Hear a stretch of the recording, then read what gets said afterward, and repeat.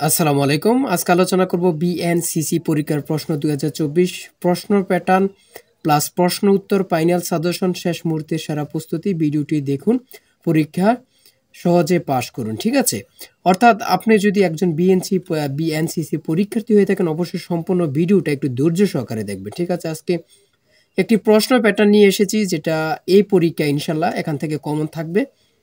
এবং এবং কি পরীক্ষাটি আপনারা জানেন যে পরীক্ষাটি লিখিত হবে। ঠিক আছে, লিখিত পরীক্ষার সাজেশন পাবেন। বিগত সালে 2020 সালে পরীক্ষা হয়েছিল এমসিকিউ, এবং কি 2022 সালে পরীক্ষা হয়েছিল এমসিকিউ, কিন্তু এবার পরীক্ষা হবে কি, এবার পরীক্ষা লিখিত হবে। ঠিক আছে, এবার পরীক্ষা লিখিত হবে। আপনারা আমাদের কাছ থেকে লিখিত পরীক্ষার সাজেশন পাবেন। এই চূড়ান্ত সাজেশনটি নিতে এই নাম্বারে, হ্যাঁ এই নাম্বারে হোয়াটসঅ্যাপ ইমো নাম্বার রয়েছে, এটা হোয়াটসঅ্যাপ অথবা ইমো নাম্বারে মেসেজ করে সাজেশনটি সংগ্রহ করুন। 08942344688 এই নাম্বারে হোয়াটসঅ্যাপ ইমো রয়েছে, মেসেজ করে সাজেশনটি সংগ্রহ করুন। ইনশাআল্লাহ এই সাজেশনের বাইরে আপনাদেরকে আর কিছু পড়তে হবে না, সম্পূর্ণ লিখিত পরীক্ষার সাজেশন পাবেন। পরীক্ষাটি অবশ্যই লিখিত হবে, আপনারা লিখিত পরীক্ষার প্রিপারেশন নিয়ে যাবেন।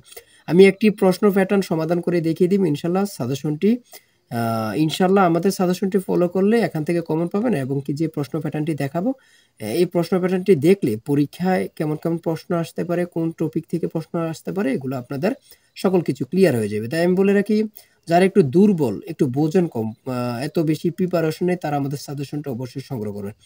দেখেন, মূল কথায় চলে যাচ্ছি, এখন আমি প্রশ্ন সমাধান করব। ঠিক আছে, দেখেন এখানে একটি প্রশ্ন নমুনা নিয়েছি। ঠিক আছে, এখানে পরীক্ষা সময়সূচি 90 মিনিট থাকতে পারে, অথবা এই পূর্ণমান 80 নাম্বারও থাকতে পারে। ঠিক আছে, যেমন 1 নম্বরে থাকবে কি সন্ধি বিচ্ছেদ, কিন্তু আপনাদের পরীক্ষা থাকবে সন্ধি বিচ্ছেদ। এখানে সন্ধি বিচ্ছেদ পরীক্ষা এবং কি এগুলা দেয়া থাকবে, বানান শুদ্ধ করে লিখুন, এগুলা থাকবে। অর্থাৎ একটি বানান অশুদ্ধ করে দিবে, আপনাদেরকে বানানটি শুদ্ধ করে লিখতে হবে। তারপরে দেখেন 3 নম্বরে রয়েছে এক কথা প্রকাশ, কিন্তু লিখিত পরীক্ষায় অবশ্যই অবশ্যই থাকে। তারপরে কারক ও বিভক্তি নির্ণয় থাকে, অনেক সময় থাকে না। বাগধারা সমূহ থেকে কিন্তু এখানে অবশ্যই থাকে। ঠিক আছে, আপনারা বাগধারা দেখে যাবেন। তারপরে এখানে এই যে ইংরেজি থেকে, হ্যাঁ ইংরেজি থেকে থাকবে। আমাদের সাজেশনটি আমি বলি, আমাদের সাজেশনটি একদম পরীক্ষার প্রশ্ন প্যাটার্ন অনুযায়ী সাজানো হয়েছে। ঠিক আছে, ইনশাল্লাহ আমাদের সাজেশনটি নিলে আপনারা শতভাগ সাজেশন থেকে কমন পাবেন।